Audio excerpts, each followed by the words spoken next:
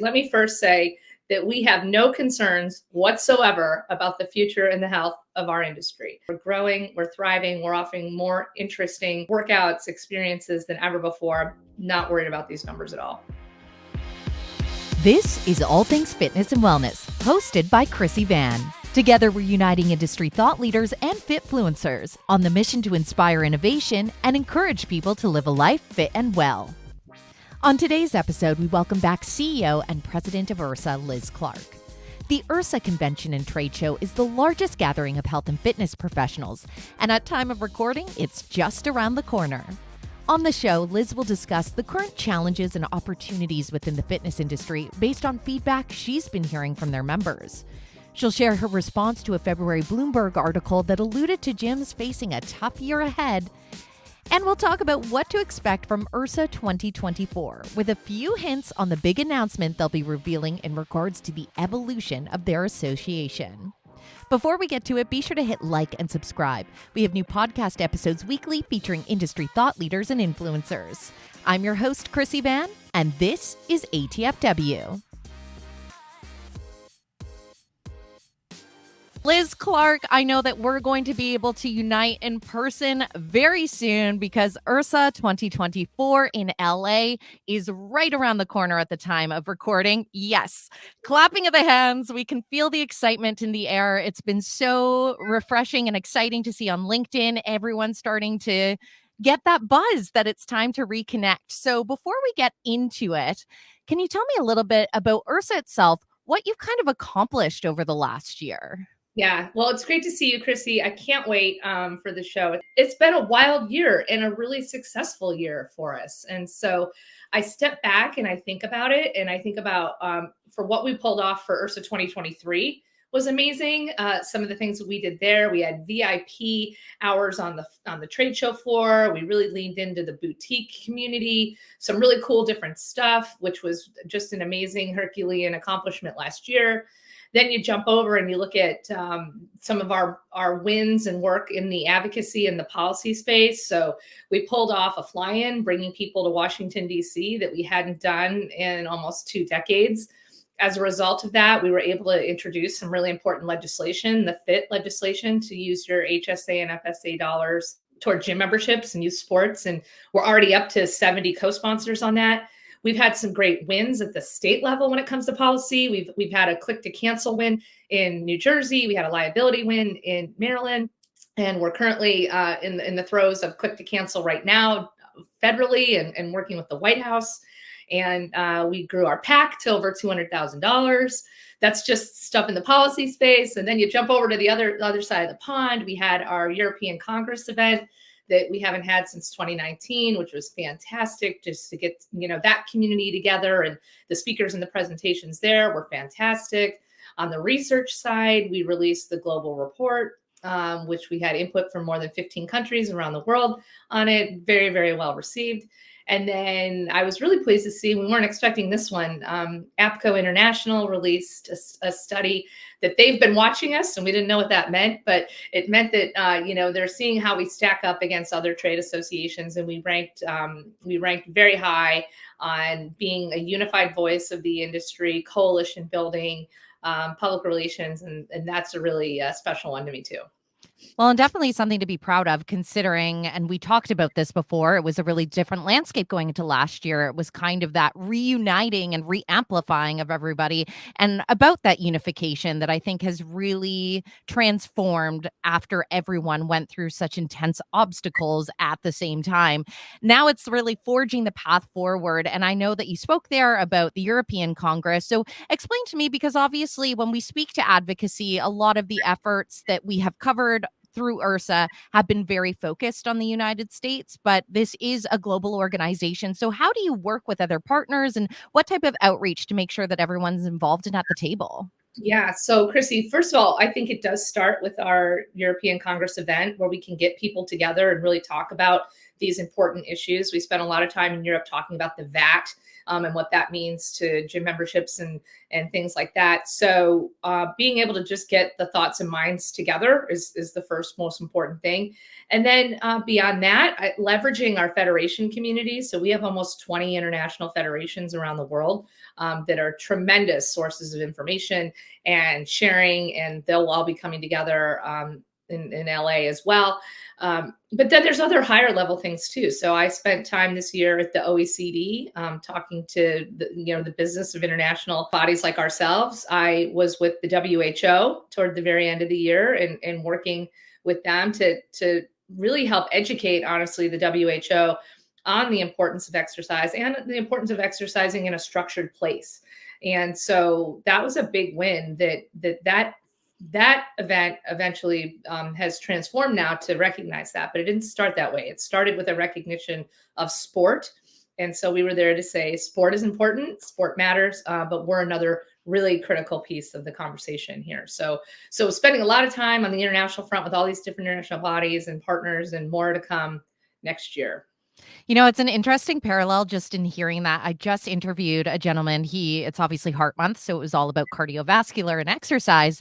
And he was talking about the reason why a lot of us fall out of love with exercise. And it's because our phys ed programs as children are so sports based. And if you're not an individual that identifies with that, often that means our relationship, it's the first class you drop in high school kind of thing. And then it's very hard as an adult to reintegrate. So it's just interesting. I was drawing a parallel in my brain when you said that, thinking that same way of thinking obviously was happening with the WHO, more the sport mindset. And you're like, we got to find movement in other capacities. And so even letting the higher organizations really wake up to that message. So kudos to bringing the voice and elevating that of the industry, because the spaces that the fitness industry offers do make the difference. Right. And I'll just tell you, one stat that we know is that if a child is not involved with sport beyond the age of 13, they're 50% more likely to become obese later on in life. So sport is a really important part of the conversation.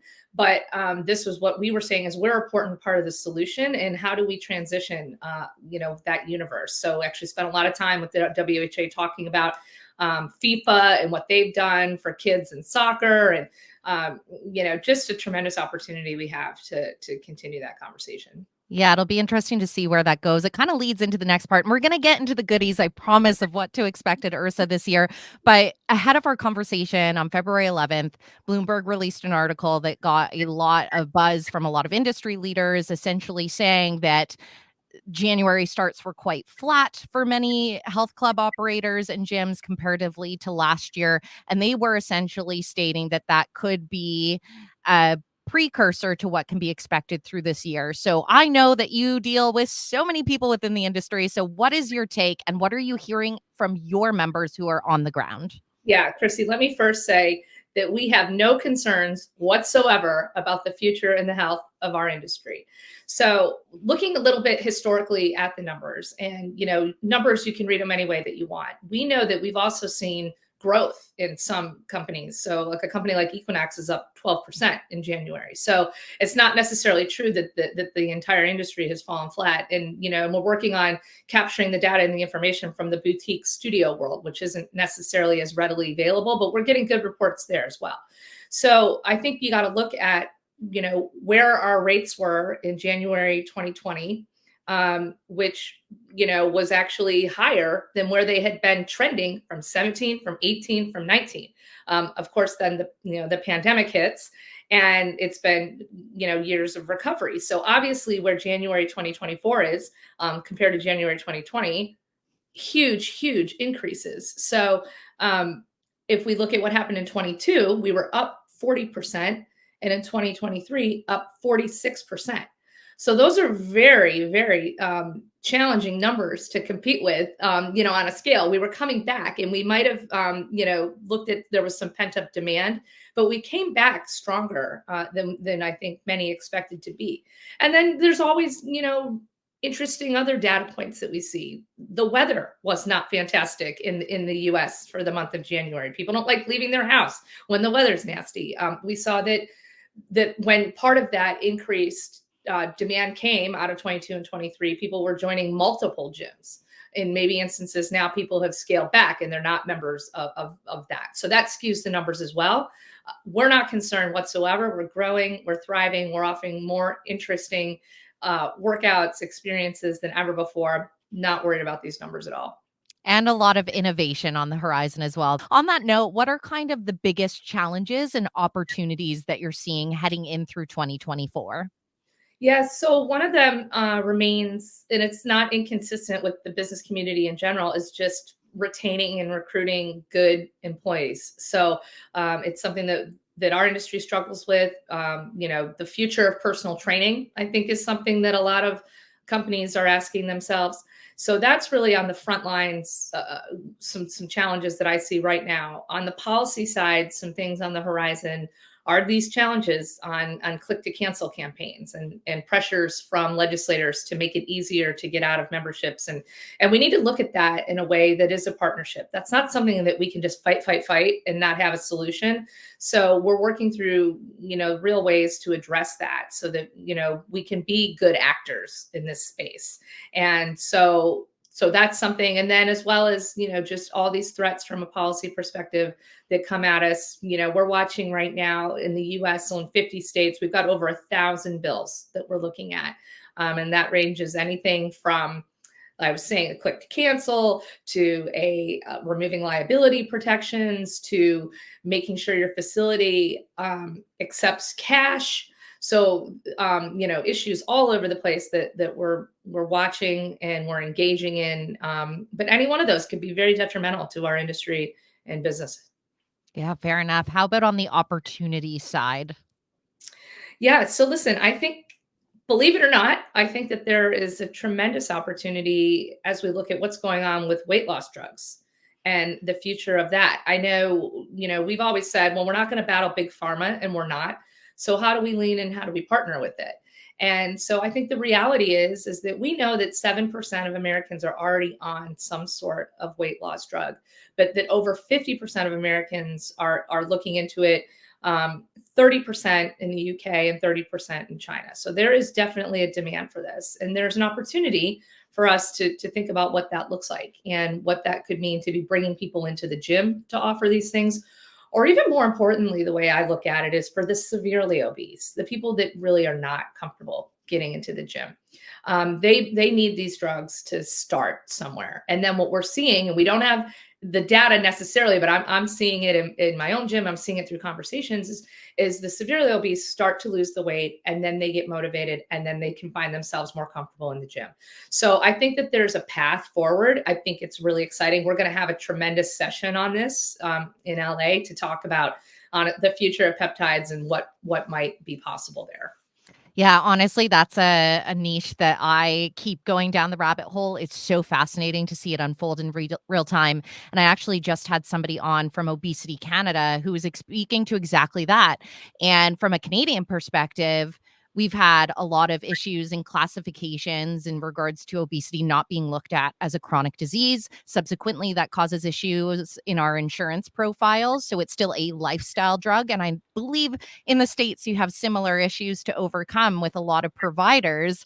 And he was saying what a tremendous opportunity because our healthcare system is not really set up to take people along the journey. And he was a former individual that did bariatric surgery as well. So he's an advocate, but has also walked in the shoes. And he's like, you need to have programs that are set up. So when I positioned to him and explained what was happening at Lifetime, for example, with their announcement, Equinox creating a program as well, he was like, absolutely, there are opportunities for these programs. And he was excited about it because he was like, without it, people are going to get a little bit lost in the fold. You can't just take something. You need the habit building. We know that one of the main side effects is muscle loss. And where better to strengthen that than within our walls of gyms and health clubs? I'll just tell you, because I've met, throughout the journey of my year in different conferences, some nurse practitioners who are on the front lines delivering these peptides. And it's been really interesting because we're hearing feedback from folks that they've never felt more attention to detail on their overall health plan. It's really, if some of these folks do this the right way, in many instances, it could be the most personalized medicine delivery for folks where people really get a holistic look at their bodies and their levels of everything, And so I think it could be very informative. Yeah, well, huge opportunity too, because we know, I mean, we've talked about it a million times, the massive level of the population that we aren't getting in the doors. And I think this will be the shift because it's a mindset shift and it's also opportunity for those that needed an intervention to get things started. So, on that note, you mentioned one of the exciting talks that's going to be at IHRSA. It is 2024. We know that obviously you get many repeat visitors year over year. So, what is new and exciting for IHRSA 2024 in LA? Okay, well, I think one new and exciting thing will be an announcement that I am making on day one at 2:15 from the main stage with our overall leadership, and that's going to be very exciting. So you don't want to miss that. Listen, we've got some oldies and goodies. We've got our financial panel coming back that is always very well attended and very well celebrated. We've got a great session on diversity, equity, and inclusion. Some other things reporting out from our report on consumer trends, and then we'll be releasing our 2024 U.S. consumer report. So, more to come there. I mentioned the peptide one. There's ones on, real estate development, on longevity, the future of wellness. I think we've got it all covered. And one thing that I'm excited about is the amount of new attendees. The last number I saw is 65% of our registrations are new attendees. So Amazing. I'm really excited for some of the people that are just sticking their toe in the water to get a taste of this. Yeah, how about the trade show floor? How full? Tell the 65% what they're in for. Yeah. Well, you've seen it, Krissy. I mean, it is rocking and rolling down there. It's bigger than last year. Booths have come back. The big guys have come back bigger and better. We've got more diverse of the 10 by 10s than ever before, a lot of international presence. And so, it's going to be fantastic. We're going to see exercise classes. We're going to see weight demonstrations. We're going to, see recovery stations. Those are honestly probably my favorite. If you can make your way into one of those massage chairs or a cryo chamber, we're gonna have it all. Yeah, I remember hitting the floor last year and there was one gentleman just lounging out and he was like, after 2 days on this floor, I ain't moving. I was like, fair enough. You picked a solid spot there, sir. Yeah, I got to remember because I did it finally last year. I wore pants on the last day. That I made the mistake my first year to wear a dress the whole time, and that you can't really get in those things No, in a way that yeah. no shame in the sneaker game as That's well. right. That's right. So, as we look at the events, obviously, you spoke to the fact that there are a wealth of speaker sessions as well, the trade show floor, but you have keynotes. And the thing that I noted about the keynotes is you've drawn from different expertise and industries as well as the fitness industry. So, explain who you'll be welcoming and why those choices were made. Yes. So they are three totally different, diverse speakers that are covering three totally different things. So on day one, we've got Mariana Atenko, and Mariana is going to really be talking about, her presentation is called "Perfectly You: Embracing the Power of Being Real," which I think is going to be a message that resonates to our audience. We've got the most real people in the world, in my opinion, in that room, and problem solvers and creative, and embracing the fun. And so I think that she'll be a great kickoff. The second day, we have Mark Mastrov, who is just a legend in the industry, and he'll be talking about the evolution of the fitness industry. He's been, he's created hundreds of thousands of businesses and been wildly successful. And I'm actually going to moderate that Q&A with him. Really looking forward to that. And then at the end, we've got Will Guidara, who is the author of Unreasonable Hospitality. I think many people are familiar with that book and that concept. And it's really about hospitality and customer service and how that can be a deal breaker in the front lines. And so I'm thrilled for all of them, and really excited about the diversity of what they're all going to be speaking on. Yeah, especially drawing from that hospitality expertise, because at the end of the day, everyone's looking for more of that experiential, that community, that sense of belonging. So I imagine some strong takeaways. I know that you alluded there, and you're not going to give us the announcement now because how exciting and thrilling would that be? But I do kind of want to close off as you're looking forward through 2024, kind of the direction IHRSA is heading, how you're adapting, because you talked, I mean, this is an ever evolving industry. So what is going to be the main focus and priority moving forward, and why should people be paying attention? Yeah. So listen, as amazing as our event will be, one of the things that we're doing organizationally and strategically with the board is really working on being an organization that doesn't necessarily just focus on a meeting and an event, but can be a little more focused on advocacy and communication all at the same time, right? Be able to walk and chew gum at the same time. So we have three strategic pillars, and it's around education, which is our trade show, advocacy that I've spoke about, and then research, that there's always a demand for research. So we're going to double down on those three priorities and spend all of our time and effort there. But one of the things that is going to be important is, having an organization that's branded appropriately that reflects that. So as we're trying to have these conversations and get into the doors with policymakers and decision makers and influencers, what is the organization that we represent and what is our industry that we, are at the helm of? And that's what I'm excited about. And it's been a journey to get to this point. And it was something that I saw even when I was interviewing for this job. I said, I think that, it might be time to think about the branding of this organization. So it's been a fun ride. I'm excited about it, and I'm excited what's to come. Well, you've dropped the breadcrumbs, so we will follow eagerly and see them unfold. Liz Clark, I really appreciate you carving out some time, as I know it's a very busy final few days, really, of preparation at this point. So the countdown is on. So look forward to seeing you and connecting in LA.